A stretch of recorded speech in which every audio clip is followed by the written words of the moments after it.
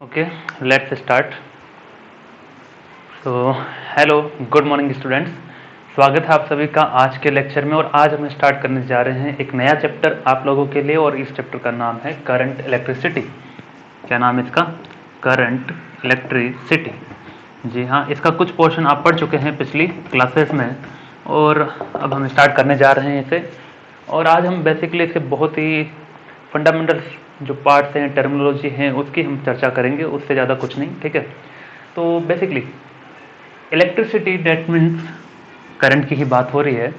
तो करंट क्या है? चार्ज फ्लो होता है। लेकिन सबसे पहले हम समझेंगे चार्ज क्या होता है। ठीक है, we know rate of charge flow is a current, ठीक है ना। लेकिन सबसे पहले हम चार्ज को ही समझेंगे, चार्ज खुद क्या है। ठीक है, चलिए तो पहला हेडिंग लगाएंगे स्टूडेंट, चार्ज क्या होता है। हेडिंग दिख रहा है ना? दिख जाएगा। चलिए, तो पहला हेडिंग है चार्ज, और you can say electric charge. Okay, electric charge represented by a symbol capital Q, और you can use small q। ठीक है, तो दोनों में से जो यूज करना चाहें कर सकते हैं। तो सिंबल में कोई भारी कहानी नहीं है। क्या है? Let suppose we are talking about any matter. कोई भी एक मैटर है, ठीक है।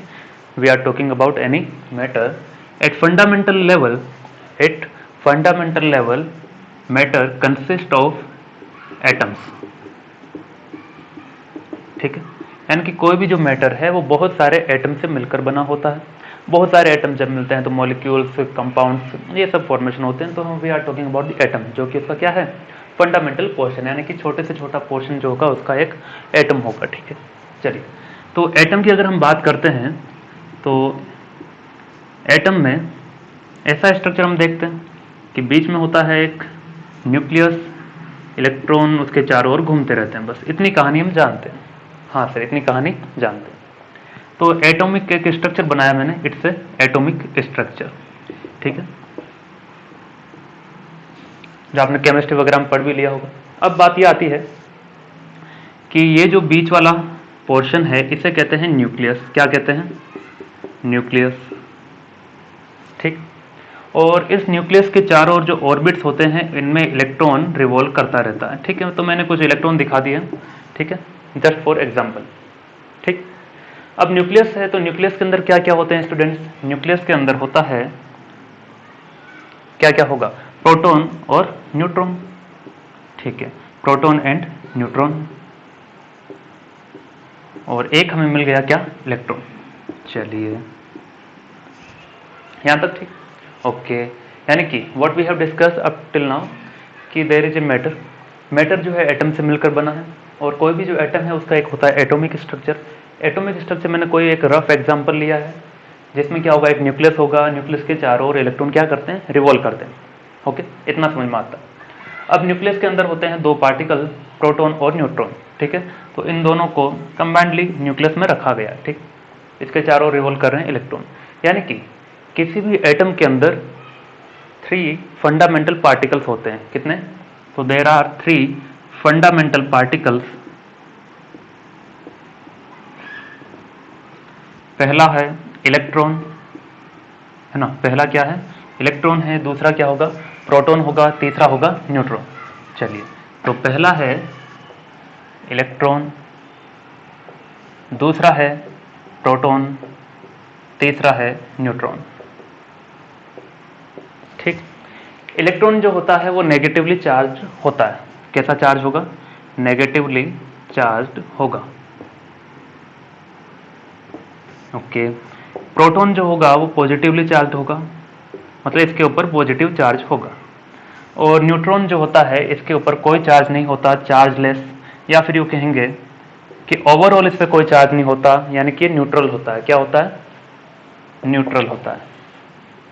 ठीक है, टोटल चार्ज इस पर क्या रहेगा? 0 रहेगा हमेशा। टोटल चार्ज कितना रहेगा? 0 रहेगा। चलिए, इतनी बात समझ में आ गई। अब नेगेटिव चार्ज है तो इसे ऐसा दिखा सकते हैं नेगेटिव, इसे मैंने दिखा दिया पॉजिटिव, और इसे 0। ठीक है, चलिए नेगेटिव चार्ज अगर है तो इसका वैल्यू कितना होता है? वैल्यू भी देख लेंगे, कोई दिक्कत नहीं। अब बात यह आती है कि हम चार्ज को डिफाइन कर रहे थे। चार्ज क्या कर रहे थे? डिफाइन कर रहे थे। तो देखिए कैसे डिफाइन करते हैं। ये लिख लीजिए, 3 पार्टिकल लिख चुके हैं। ठीक है, अब मैं इलेक्ट्रॉन को दिखाने के लिए हर बार इस सिंबल का यूज करूंगा, ई, उसके ऊपर negative sign, proton positive sign, या फिर इलेक्ट्रॉन के ऊपर पॉजिटिव साइन, तब भी वो क्या है, प्रोटॉन ही है। और न्यूट्रॉन की हमें जरूरत नहीं पड़ेगी दिखाने के लिए, तो डोंट वरी अबाउट दैट। चलिए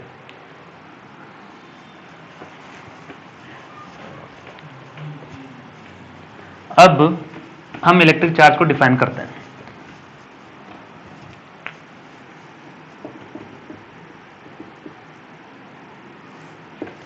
कैसे डिफाइन करेंगे, उसी एटॉमिक स्ट्रक्चर को लेकर के, कि बीच में एक न्यूक्लियस था, न्यूक्लियस को मैंने काफी बड़ा बना दिया, ये जो प्लस था, ये प्रोटॉन और ये न्यूट्रॉन, ठीक। इसके चारों ओर जो इलेक्ट्रॉन है वो क्या कर रहे हैं, रिवॉल्व कर रहे हैं।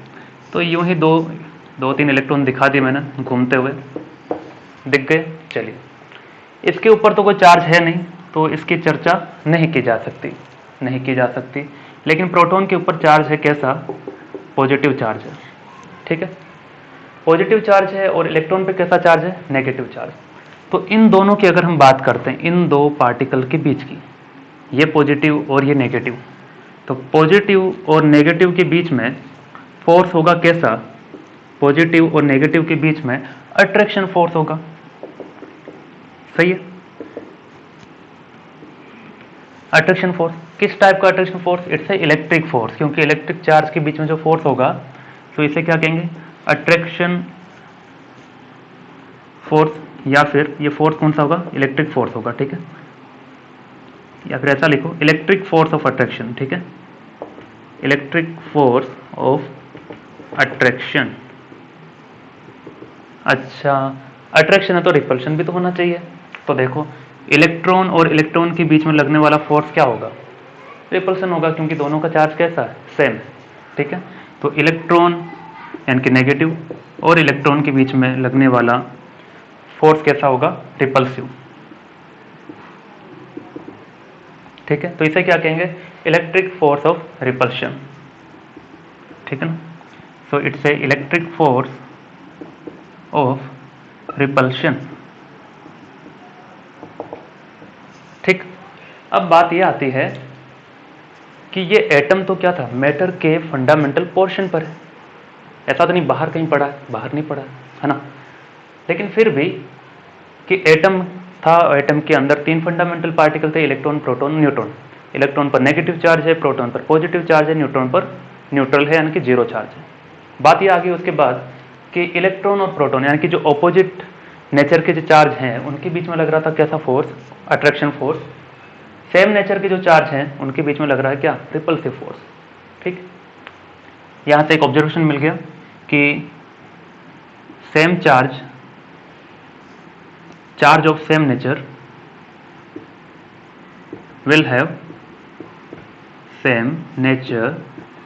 will have repulsive force, होता भी है कि नहीं।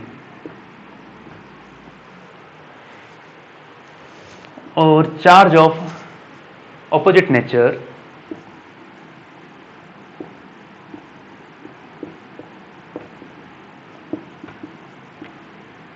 और ये हो गया आपका अट्रैक्शन फोर्स, आम बात है ना। चलिए अब इसके आगे बढ़ते हैं। क्या ये फोर्स बाहर से किसी ने लगाया था क्या, नहीं। ये फोर्स क्या किसी ने बाहर लगाया, बाहर से किसी ने लगाया क्या। एक तो होता है कि मैं बाहर से किसी ऑब्जेक्ट पे फोर्स लगाऊं, जैसे फॉर एग्जांपल, जैसे ये कोई वायर है, ठीक है, मैंने इसके ऊपर फोर्स लगाया, ऐसे बेंड कर दिया, ऐसे फोर्स लगाया, ऐसे बेंड कर दिया, ऐसे खींचा, ऐसे खींच जाएगा, टेंसाइल हो जाएगा। तो इस पर फोर्स मैं बाहर से लगा रहा हूं, तब इसके ऊपर फोर्स लग रहा था। लेकिन यहाँ इलेक्ट्रॉन के बीच में बाहर से किसी ने फोर्स नहीं लगाया, वो खुद ही लग रहा था। इलेक्ट्रॉन और प्रोटॉन के बीच में फोर्स नेचुरली ही एक्ट कर रहा था, है ना, बाहर से किसी ने नहीं लगाया, है ना। तो क्या होगा, प्रॉपर्टी का इसका डेफिनेशन ये होगा, charge is an intrinsic property, charge, ये यहां लिख देते हैं, है ना। चार्ज का डेफिनेशन लिखें, यही काफी इंपॉर्टेंट है। It's an intrinsic property of material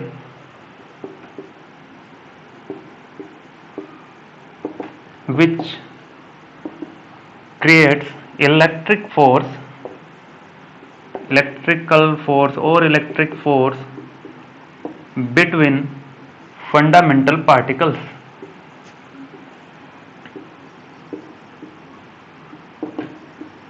intrinsic एक नया वर्ड है यहाँ पर आप लोगों के लिए। इंट्रिंसिक वर्ड का जो मतलब है कि जो चीज नेचुरली किसी में अवेलेबल हो, ठीक है। प्राकृतिक रूप से कोई गुण किसी में है तो वो क्या है? इंट्रिंसिक प्रॉपर्टी है, ठीक है। जैसे एप्पल नीचे ही गिरेगा, that is what? Intrinsic property ही, ड्यू टू ग्रेविटेशन, सिंपल है, यानी कि वो उसका क्या है? इंट्रिंसिक प्रॉपर्टी है। चलिए अब ये आती है बात कि चार्ज क्या है? एक इंट्रिंसिक प्रॉपर्टी, मतलब चार्ज क्या है? एक नेचुरल प्रॉपर्टी है, यानी कि ड्यू टू नेचर इसके पास कोई एक प्रॉपर्टी होगा। चार्ज एक इंट्रिंसिक प्रॉपर्टी है, क्यों? क्योंकि चार्ज का जो ये प्रॉपर्टी आता है वो किसकी वजह से? By nature. चलिए क्या है बाय नेचर में ऐसा? Which creates electrical force between fundamental particles, ठीक है। क्या हुआ इसका मतलब? ये हुआ कि हमने कहा था कि प्रोटॉन और इलेक्ट्रॉन के बीच में कोई फोर्स बाहर से नहीं लगा रहा था। इलेक्ट्रॉन और इलेक्ट्रॉन के फोर्स के बीच में जो फोर्स लग रहा था वो भी बाहर से कोई नहीं लगा रहा है, वो मटेरियल की प्रॉपर्टी खुद क्रिएट करती है, वो उसका नेचर है। और वो नेचर है इसलिए उसे कहते हैं इंट्रिंसिक प्रॉपर्टी। क्या प्रॉपर्टी है? To create electric force. किसके बीच में force? In between fundamental particles. अभी बात समझ में आई? तो ये लिखिए डेफिनेशन, उसके बाद हम आगे बढ़ते हैं और बढ़ा जाए। चलिए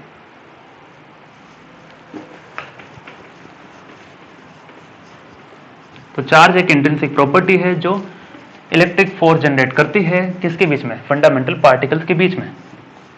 कहाँ है फंडामेंटल पार्टिकल्स? एटम्स के अंदर है। चलिए तो चार्ज हो गया, चार्ज का डेफिनेशन हमने पढ़ लिया, इसका सिंबल होता है Q। चलिए ये हो गया, इसे इलेक्ट्रिक चार्ज भी आप लिख सकते हैं, ओके। तो charge it's an intrinsic property जो क्या करेगा? एक इलेक्ट्रिक फोर्स जनरेट करेगा। चलिए अब इसमें आगे ये आता है कि चार्ज का यूनिट क्या? चार्ज का यूनिट क्या है? तो चार्ज का यूनिट की हम बात करते हैं कि अगर ये MKS में बात हो रही है या फिर एक CGS में बात हो रही है, ठीक। तो MKS के अंदर इसका जो यूनिट है वो है कूलम या कूलम, ठीक है। CGS के अंदर जो है वो है इलेक्ट्रोस्टैटिक यूनिट। क्या है? Electrostatic unit. Electrostatic unit, in short इसे लिखते हैं ESU, या फिर इसका एक दूसरा नाम भी है और स्टेट कूलम। क्या लिखेंगे इसे? State coulomb. तो दोनों नाम सेम ही है, दोनों ही किसके लिए? CGS के लिए। यानी कि इलेक्ट्रिकल चार्ज MKS के अंदर उस यूनिट को क्या कहते हैं? MKS को हो या फिर SI, डजेंट मैटर, ठीक है। कूलम होगा और CGS है तो इलेक्ट्रोस्टैटिक यूनिट यानी कि ESU और ये स्टेट कूलम। चलिए जैसा कि MKS में लेंथ को कहते हैं मीटर और CGS में उसे कहते हैं सेंटीमीटर, करेक्ट। तो दोनों के बीच में रिलेशन था 1 मीटर इक्वल टू 100 सेंटीमीटर। वैसा ही रिलेशन इन दोनों के बीच में भी है। क्या है वो रिलेशन? ये है 1 coulomb is equal to 3 × 10⁹ electrostatic unit. 1 coulomb is equal to 3 × 10⁹ electrostatic unit, या फिर इलेक्ट्रोस्टैटिक यूनिट की जगह मैं क्या लिख सकता हूँ? स्टेट कूलम, ठीक है। तो ये बहुत कंफ्यूजन क्रिएट करता है, इसलिए मैंने सारी यूनिट एक ही साथ दिखा दिया आपको, है ना। 3 × 10⁹ स्टेट कूलम लिखिए।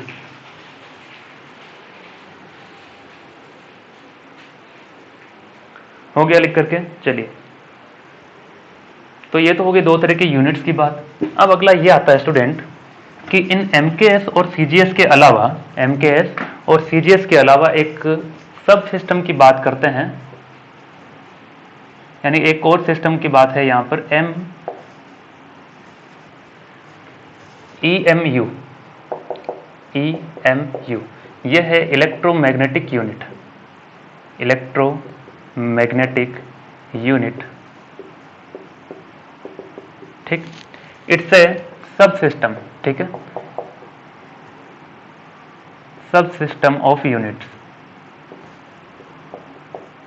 मतलब क्या है, मैं डाउट क्लियर करता हूं आपका, कि मेनली होते हैं 3 तरह के system of unit, MKS, CGS, FPS, ठीक है।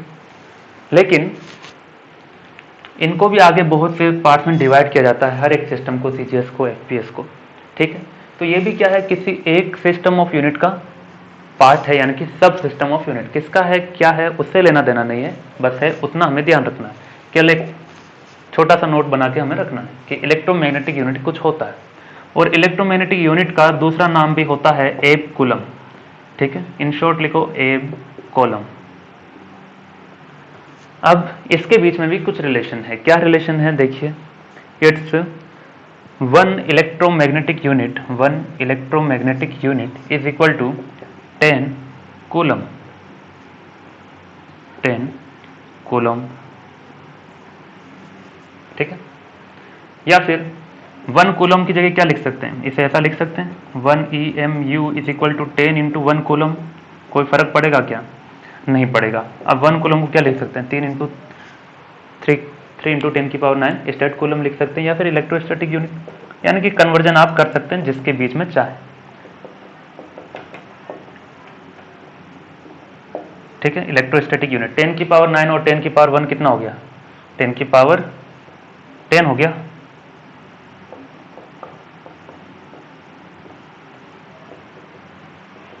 करेक्ट, करेक्ट, एकदम करेक्ट सर। इतना लिखो, फिर और आगे बढ़ते हैं। वैसे चार्ज क्या होता है और भी डिटेल्स की हमें पढ़नी चाहिए थी, लेकिन वो हम पढ़ेंगे इलेक्ट्रोस्टैटिक यूनिट में, इलेक्ट्रोस्टैटिक के चैप्टर में, है ना। तो वो 12th का है अपना, और 11th में उसका इंट्रोडक्शन चैप्टर भी है, वहाँ हम पढ़ेंगे कि हाँ, कि रियल लाइफ से रिलेटेड के चार्ज के फिनोमिना क्या होते हैं, वो सारी चीज़ें हम पढ़ेंगे।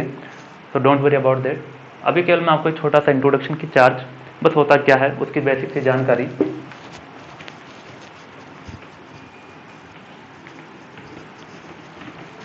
चलिए, तो हमने चार्ज पढ़ लिया, चार्ज की कुछ 1-2 प्रॉपर्टी पढ़ लिए, चार्ज की जो यूनिट है वो पढ़ लिया। अब चार्ज के बारे में ये भी पढ़ लेते हैं कि चार्ज स्केलर है या वेक्टर। तो चार्ज स्केलर होता है, क्या होता है ये, स्केलर क्वांटिटी। कैसे पता चला, ऐसे पता चला कि आप मोबाइल को चार्ज करते हैं या बैटरी को चार्ज करते हैं, तो बैटरी में वो चार्ज कहाँ स्टोर होता है, किस डायरेक्शन में स्टोर होता है, वो बताना क्या है, एक बेवकूफ़ी वाला काम है, क्योंकि वो हर एक डायरेक्शन में फ्लो कर सकता है, ठीक है।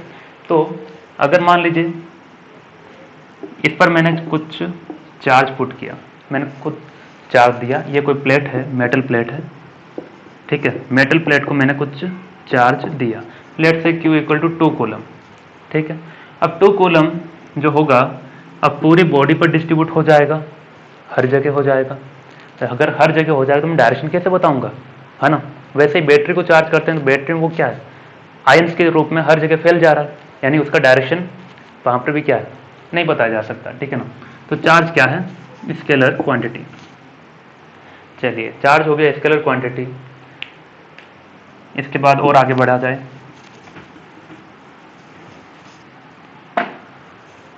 अब इसके बाद हमें पढ़ लेना है स्टूडेंट क्वांटाइजेशन ऑफ चार्ज। और लेकिन उससे पहले कि चार्ज में हमने पढ़ा था कि एक होता है इलेक्ट्रॉन, एक होता है प्रोटॉन, प्लस लिखा है मतलब प्रोटॉन है ना, और न्यूट्रॉन। न्यूट्रॉन पे तो 0 चार्ज होता है, चलिए कोई दिक्कत नहीं, न्यूट्रॉन भी लिख देते हैं।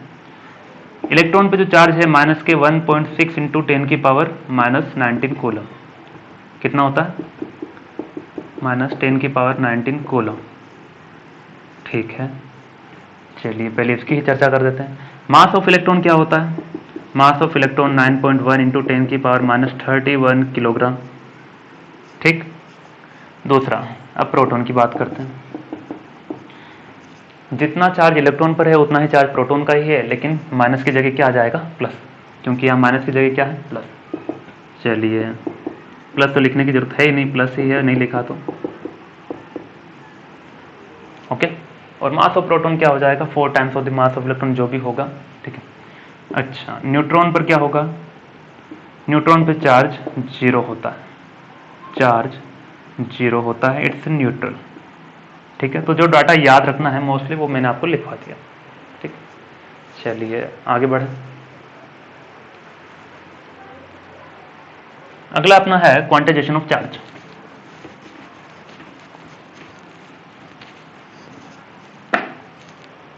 तो क्वांटाइजेशन ऑफ चार्ज क्या है, ये काफ़ी इंपॉर्टेंट है। ये पहला पॉइंट इस चैप्टर का जो इंपॉर्टेंट होगा। इसके बाद हम सीधा करंट पर कूद जाएंगे। क्वांटाइजेशन का मतलब होता है छोटे छोटे पैकेट्स के फॉर्म में क्या कर देना, कन्वर्ट कर देना, या फिर कंटिन्यूस प्रोसेस का भी एक नाम दिया जा सकता है ना। तो कंटिन्यूस वर्ड इसमें यूज किया जा सकता है। क्या है मतलब, देखिए जैसे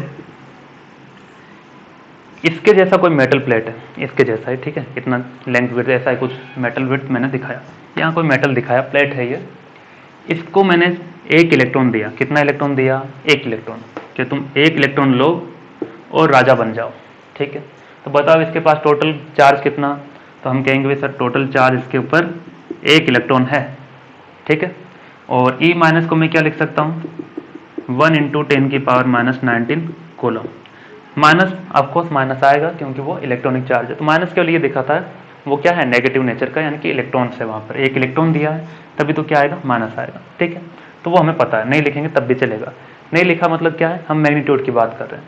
चलिए अब अगर मान लीजिए मैंने एक इलेक्ट्रॉन और दिया कि भाई तुम एक इलेक्ट्रॉन और ले लो, करोड़पति बन जाओ, ठीक है। तो पहले एक दिया, अब टोटल इलेक्ट्रॉन हो गया इसके पास 2, ठीक है। तो 2 हो गया तो अब क्या आ जाएगा, 2 × 1.6 × 10⁻⁻19, ठीक। एक इलेक्ट्रॉन और दिया कि और लो, तुम भी क्या याद रखोगे, एक और ले जाओ। टोटल चार्ज कितना हो गया, 1.6 × 10⁻⁻19 कूलम। ऐसे करते करते करते मेरे पास जितने इलेक्ट्रॉन थे मैंने दे दिए, ठीक है। मेरे पास कितने इलेक्ट्रॉन थे, लेट से मेरे पास n इलेक्ट्रॉन थे। कितने थे, n इलेक्ट्रॉन थे। तो मैंने n के n इलेक्ट्रॉन कहाँ दे दिए, प्लेट को, ठीक है। तो Q = n × 1.6 × 10⁻⁻19 कूलम, ठीक है। तो ये माइनस आएगा अगर इलेक्ट्रॉन दिया है, और उतने ही इलेक्ट्रॉन ना देकर के अगर मैं क्या देता हूँ, प्रोटॉन देता हूँ इसे, यानी कि n प्रोटॉन दिए यानी कि E+, तो यहाँ पर क्या आ जाएगा, प्लस। यानी कि प्लस भी हो सकता है माइनस भी हो सकता है, डिपेंड करेगा कि आपने प्रोटॉन इलेक्ट्रॉन में से किस पे वर्कआउट किया है, ठीक है। यानी कि n इलेक्ट्रॉन दिए हैं तो Ne है ना। तो ये ऐसा लिख देंगे कि पहले एक इलेक्ट्रॉन दिया तो 1e, 2 इलेक्ट्रॉन दिए तो 2e, 3 इलेक्ट्रॉन दिए तो 3e, n इलेक्ट्रॉन दिए तो क्या आ जाएगा, Q = Ne, ठीक है। n इलेक्ट्रॉन दिए तो Ne हो जा गया। अब ये जो दिया गया इलेक्ट्रॉनिक चार्ज है, प्लस भी या माइनस भी, वो हम डिसाइड करेंगे कि इलेक्ट्रॉन दिया है या फिर इलेक्ट्रॉन लिया है। अगर मैंने इलेक्ट्रॉन दिया है तो उस पर क्या चार्ज आएगा, नेगेटिव। वहाँ से इलेक्ट्रॉन ले लिया है, उसके पास क्या आया, पॉजिटिव, ठीक है। तो इसी को क्या कहते हैं, क्वांटाइजेशन ऑफ चार्ज कहते हैं। अभी भी लेकिन मतलब नहीं समझे, मतलब नहीं समझे हैं, इतना लिखो, बताते हैं आगे, मतलब भी समझाएंगे इसका। और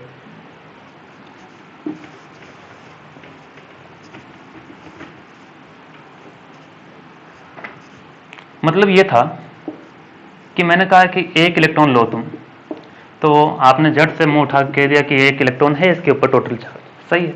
ए का वैल्यू हम जानते हैं 1.6 × 10⁻⁻19। मैंने कहा कि 2 इलेक्ट्रॉन ले ले टोटल, तो Q = कितना हो गया, 2 इलेक्ट्रॉन, ठीक। लेकिन मैं ये क्यों नहीं कहता कि यहाँ पर 1.5 इलेक्ट्रॉन ले लो, 1.7 इलेक्ट्रॉन ले लो, 1.8 ले लो, ऐसा नहीं कहा ना, क्योंकि वो पॉसिबल नहीं है। यानी कि Q = जो ±Ne है उसका एक खास पॉइंट है। तो वो पॉइंट क्या है, लिखिए, पॉइंट ये है, the charge on any body, the charge on any body can be expressed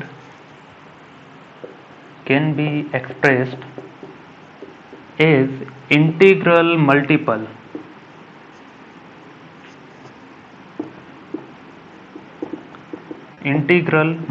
of basic unit of charge।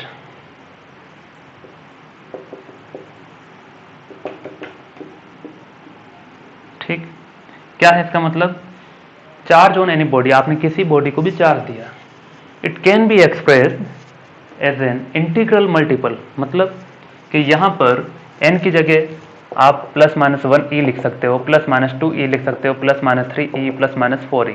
तो 1 2 3 4 ऐसे कंटिन्यूस क्या चलता जाएगा, काउंटिंग चलता जाएगा।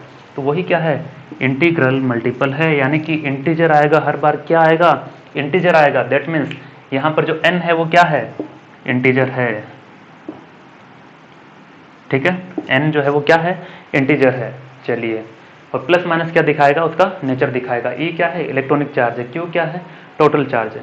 तो इतना लिखिए, फिर इसके एक दो न्यूमेरिकल करवाएंगे ताकि आपको चीज़ें क्लियर कट हो और भी बेहतर तरीके से।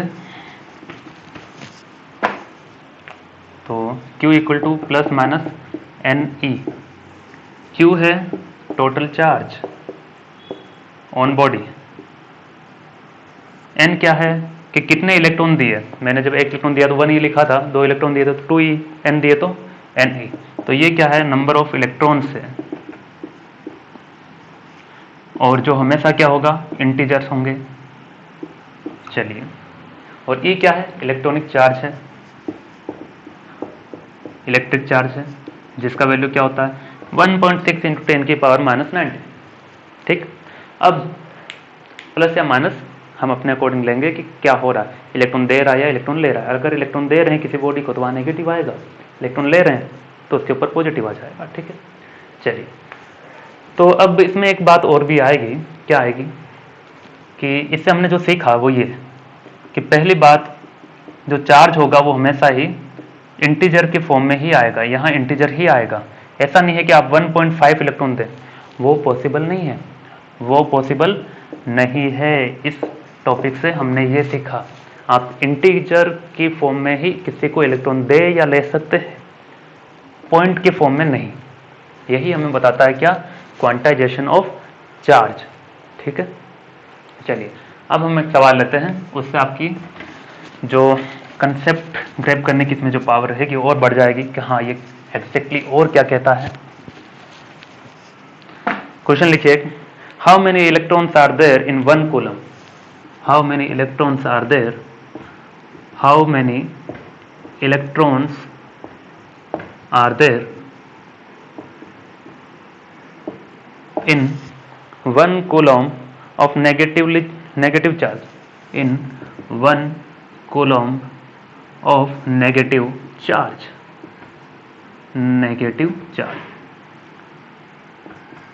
ठीक, कितने इलेक्ट्रॉन है, how many electrons. So question है कि आपको फाइंड करने हैं क्या, नंबर ऑफ इलेक्ट्रॉन्स। तो अभी अभी एक फॉर्मूला पढ़ा था, Q equal to +-NE। N क्या है, number of electron, that means we have to find N। ठीक, चलिए, अब इसने कहा है कि इलेक्ट्रॉन तो फाइंड करना, टारगेट पता चल गया।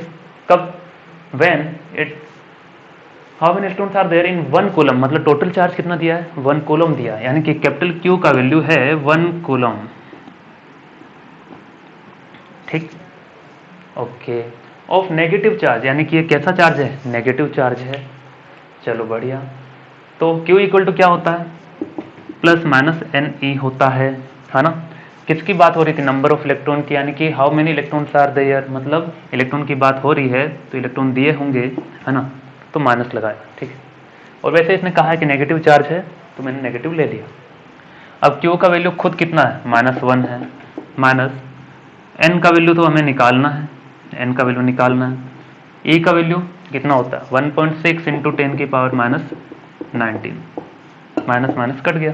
तो वैसे मैंने कहा था माइनस और प्लस ज़्यादा मैटर नहीं करता, मैग्नीट्यूड के हिसाब से वर्क करेंगे तब भी सेम चीज़ आएगी। यहाँ से N इक्वल टू क्या आ जाएगा, इसको नीचे भेज दो इसके, है ना, 1/1.6 × 10⁻⁻19। चलिए, अब -19 को ऊपर भेज दिया, क्या आ जाएगा 1.6 × 10⁻18 है ना, और ये पॉइंट हटा दो, क्या आ जाएगा 1/16 × 10⁻20। तो ये भी आंसर है ना, ये भी आंसर है। और इससे क्या कर सकते हैं, 16.6 × 10⁻20 लिख सकते हैं, लिख सकते हैं, है ना। तो ये आपका क्या हो गया, नंबर ऑफ इलेक्ट्रॉन हो गया। चलिए, तो चाहो तो इसे सॉल्व करना, जैसे इसका जैसे आप करना चाहें, है ना, कर लेना। तो यही नंबर ऑफ इलेक्ट्रॉन है, पूरा डिवाइड कर लेना, 2 सिग्निफिकेंट डिजिट में रखना चाहो 2 में रख लेना, जैसा भी। चलिए आगे बढ़े। तो 1/16 डिवाइड करके दें क्या, ये लीजिए क्या जाएगा। इसे देखो 100 इंटू 10 की पावर 18 लिख दें अपॉन 16। 100 इंटू 10 की पावर 18 कितनी बार जाएगा, 16 5 80, 16 6 जा 96, तो ये 6 पॉइंट समथिंग चल जाएगा, है ना। तो 6.25 इंटू 10 की पावर 18 इलेक्ट्रॉन्स आ जाएंगे। ये कैलकुलेशन चेक कर लेना। लिखिए एक अंतिम सवाल आज का।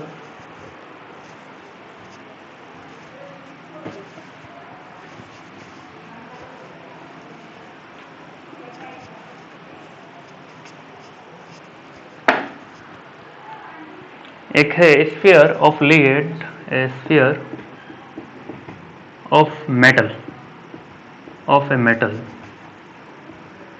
कोई मेटल का है, of a metal, of metal, of mass कितना दिया है 10 ग्राम, बढ़िया 10 ग्राम उसका मास है। Has net charge, has net charge मतलब टोटल चार्ज दिया है कितना, ये दिया है भैया -2.5 इंटू 10 की पावर 9 कोलम, बढ़िया।